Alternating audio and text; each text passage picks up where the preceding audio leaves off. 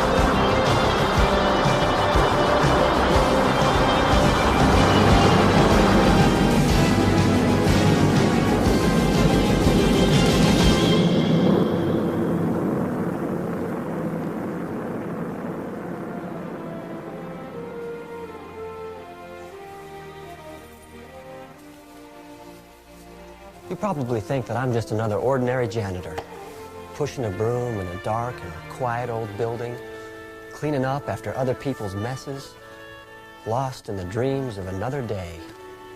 You know what? You're right. Sort of. Actually,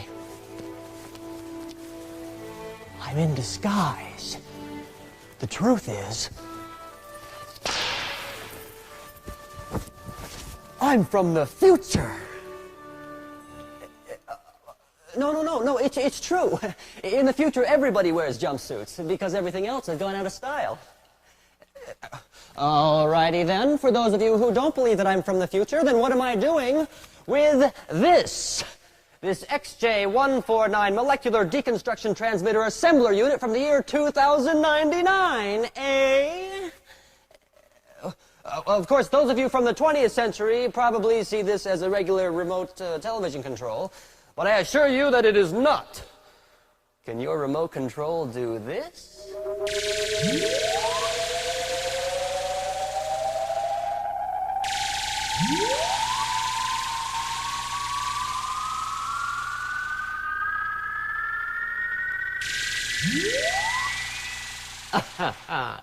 Thank you very much. Now, to business.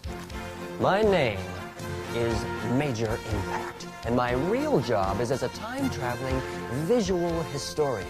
I go back in time and absorb and record images of great events in history for future kids in future schools. Today's mission is excellent.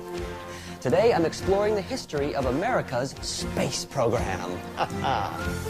I'll meet and travel with the astronauts who have explored outer space, including Wally Schirra, the only astronaut to fly in America's first 3 space programs. I'll see how astronauts eat, sleep, and even play in space. And I'll not only explore how rockets leave the Earth, but I'll see how they come back down. Well, that's not exactly how a rocket returns to Earth, but doesn't that look cool? Well, you want to help me with my chores? Come on, let's go.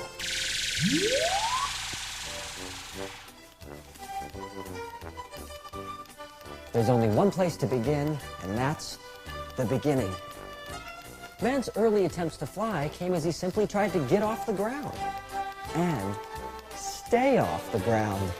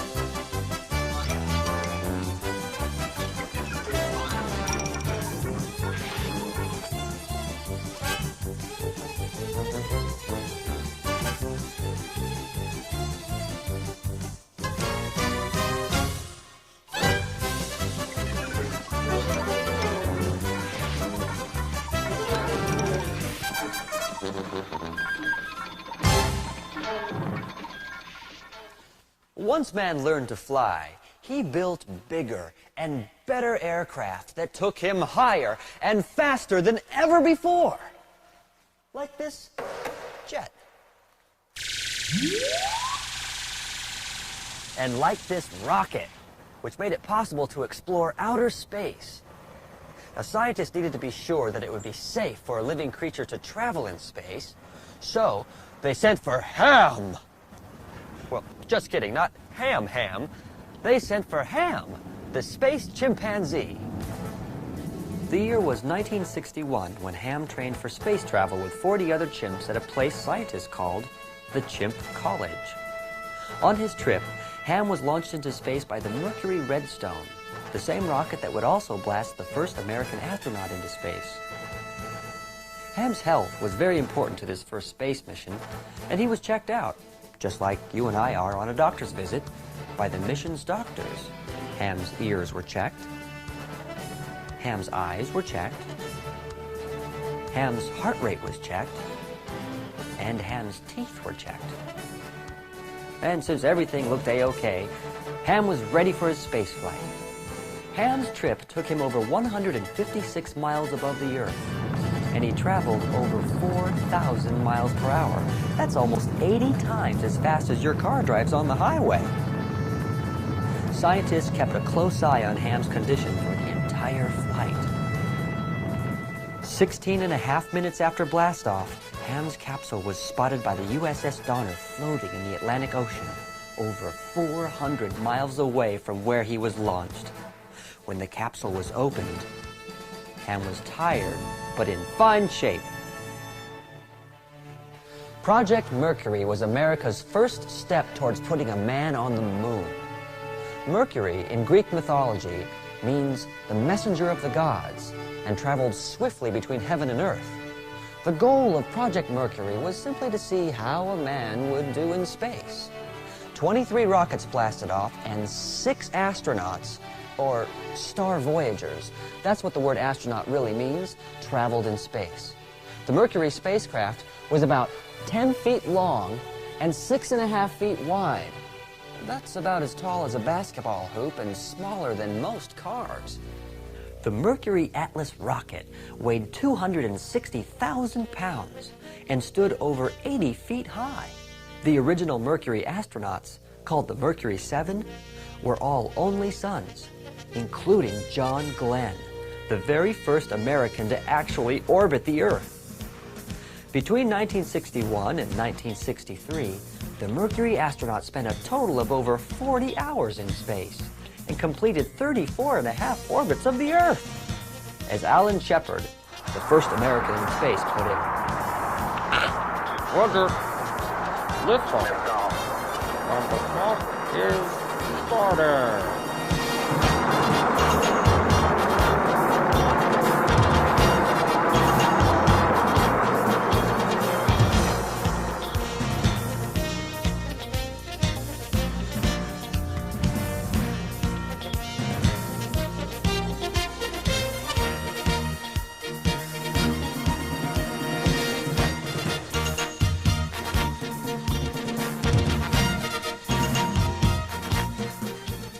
the Mercury astronauts were given a hero's welcome back on Earth, and the space race had begun!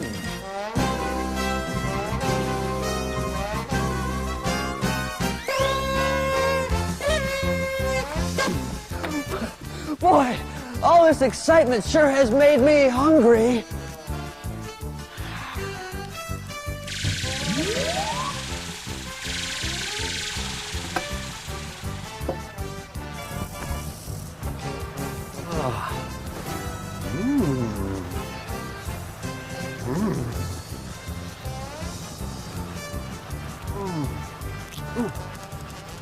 Hey, I wonder what it's like to eat in space.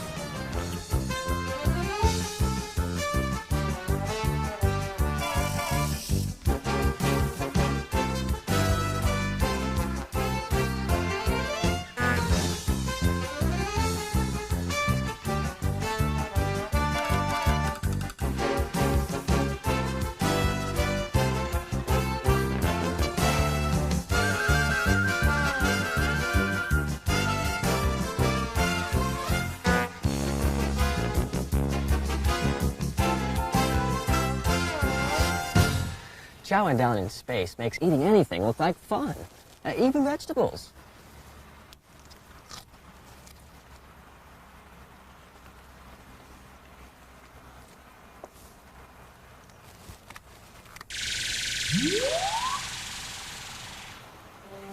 America's second step towards putting a man in space was Project Gemini. Gemini in Greek means twins or two. And in 1965, the Gemini project put 2 astronauts in a single spacecraft into space. The Gemini craft was 20 feet long and 10 feet around and weighed almost twice as much as the Mercury craft. 10 Gemini rockets were launched, and 20 Gemini astronauts spent a combined total of 2,000 man-hours in space. But most important, Gemini 3 marked the first corned beef sandwich in space. And the rest, as we say in the future, was history.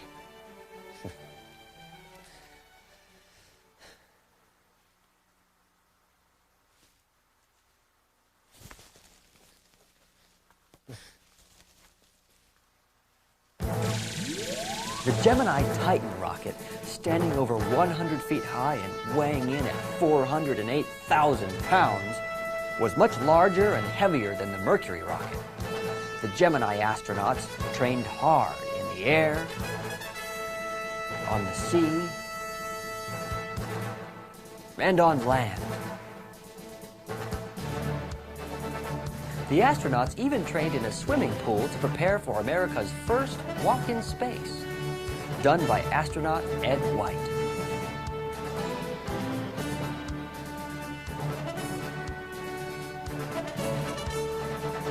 Ten, 9, 8, 7, 6.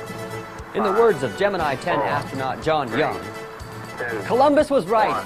The world is round. ignition.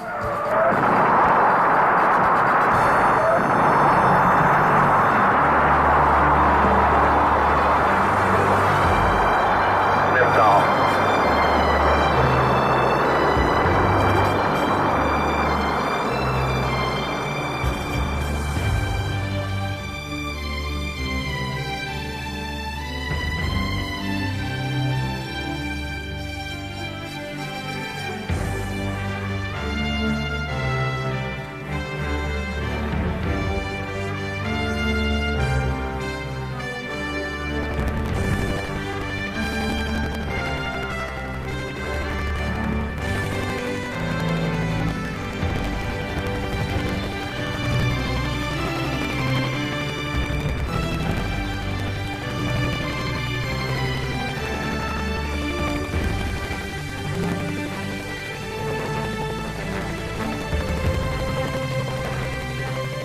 The Gemini program confirmed that spacecrafts could maneuver and dock in space, an essential element to putting a man on the moon.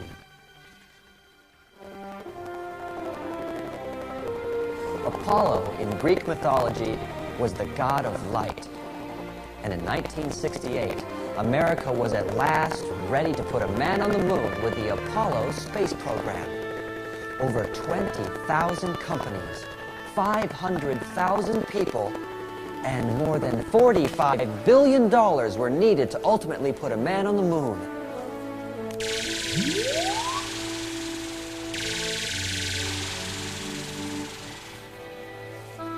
The Apollo space program was a tremendous success. Apollo capsules like this one made 11 flights and carried 33 astronauts on 6 actual moon landings. 12 star Voyagers roamed for more than 160 hours on the surface of the moon, more than 250,000 miles away. That's one small step for man, one giant leap for mankind. That's one small step for a man, one giant leap for mankind. These were the words of Neil Armstrong as he became the first man to set foot on the surface of the moon. Together with Buzz Aldrin and Mike Collins, the Apollo 11 crew blasted off from Earth on July 16, 1969, to travel 250,000 miles to the moon. Over 600 million people, 1/5 of the entire world's population, watched as American astronauts Armstrong and Aldrin became the first human beings to set foot on the moon.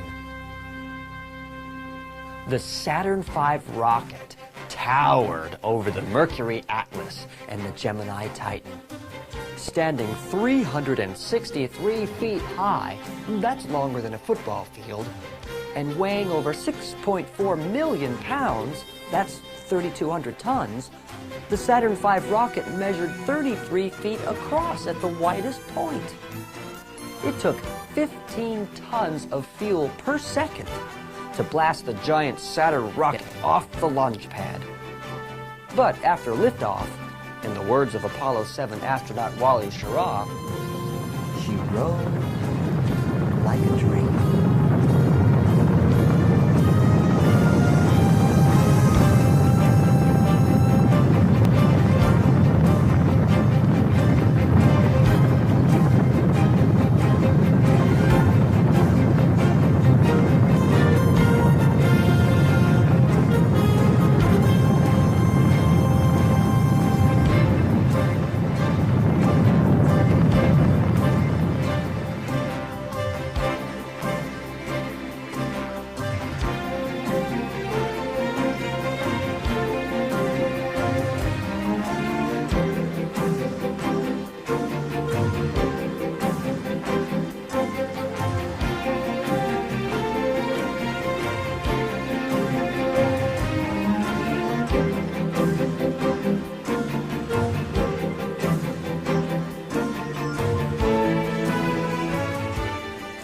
The Apollo program collected rocks on the moon, drove a lunar rover on the moon, and even hit a hole-in-one on the surface of the moon.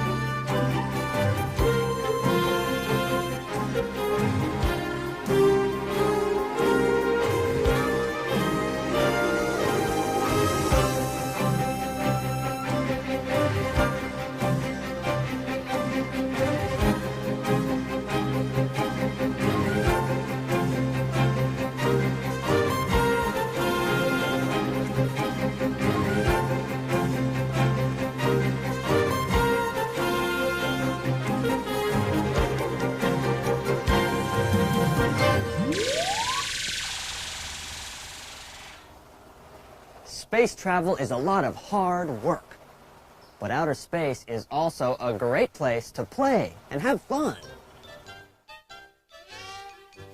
Without gravity, you can float around in space and spin and twirl and flip and even bang your head into the wall without hurting you or the wall. You know what it's like to float in a swimming pool? Well, that's what it's like all the time in space. Imagine the possibilities.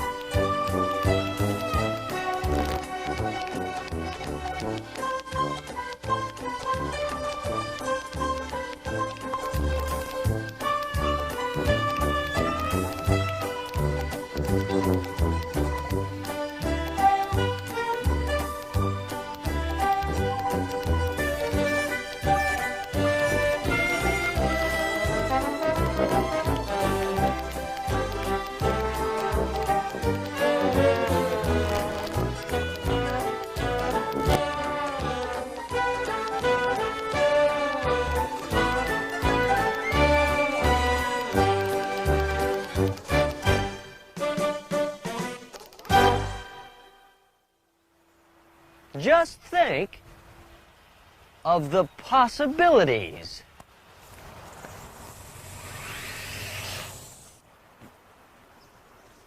Wow.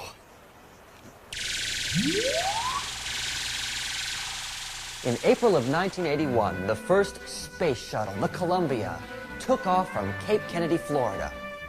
The space shuttles are the world's first fully reusable space vehicle and come back down to Earth just like an airplane. Each space shuttle is designed to make 100 flights, and at liftoff can weigh up to 4.5 million pounds. That's as much as a small Navy ship. The space shuttle crew is between 2 and 7 people, with 2 pilots controlling the shuttle during the launch and landings. The space shuttle also allows satellites to be launched, recovered, and repaired, pilot into space. And when the space shuttle blasts off, 3 main engines and 2 solid rocket boosters all fire, creating over 6 million pounds of thrust, as much as 30 jumbo jets lined up side by side.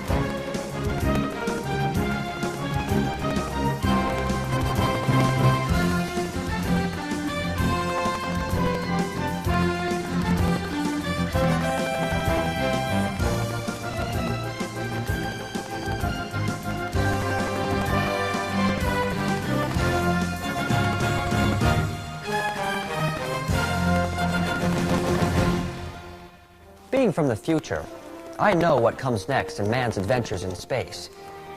I can't tell you what it will be, but I can give you some hints. It may be the construction of a space station where voyagers can stay in space for long periods of time, carrying out important research. And beyond that, well, maybe a trip to another planet or a visit to a faraway star. Who knows what the future may hold? One thing is certain. Just like the men and women we've seen who've helped make our space program the best in the world, the future of space travel will depend on daring, courageous explorers like you, who will brave the elements of outer space and become a star voyager. Well, I think I've got what I need. I better get back in disguise and clean up my mess. Otherwise, I might get fired. Right. Thank you very much for traveling with me through America's space program. It's been a lot of fun. Roger, and out.